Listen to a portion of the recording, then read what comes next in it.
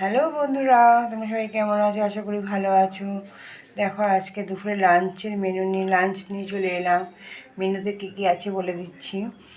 আছে হচ্ছে শিম, আলু আর বড়ি দিয়ে মাছের ঝাল করেছি, অল্প একটু সাদা কালো সর্ষে বাটা আর লঙ্কা বাটা দিয়ে।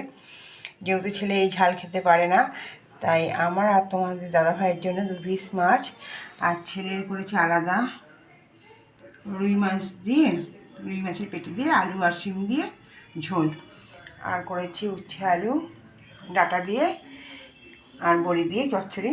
খুব ভালো লাগে এটা। এখন একটু গরম গরম পড়ে গেছে অনেক অনেক, এখন এই তেতো খাই ভালো। আর সঙ্গে আছে নিম বেগুন। এই নিম বেগুন থাকলে আর কিছু লাগে না, এতেই এক থালা ভাত খাওয়া হয়ে যায় আজকে এই দুপুরে। আর সঙ্গে আছে টক দই। আজকে চাটনি করিনি, টক দই করেছি। কেমন হয়েছে রান্নাগুলো আজকে বন্ধুরা জানিও। আজকে একদম সিম্পল করে ফেলেছি, অল্প একটু সর্ষে বাটা দিয়ে লঙ্কা বাটা দিয়ে ঝাল করেছি আর নিম বেগুন। তোমরা জানিও বন্ধুরা কেমন হয়েছে। সঙ্গে থেকো, পাশে থাকো আর দেখতে থাকো আমার ব্লগ। যদি ভালো লাগে পারলে একটা লাইক করে দিও আর কমেন্টস করে জানিও কেমন হয়েছে। টাটা।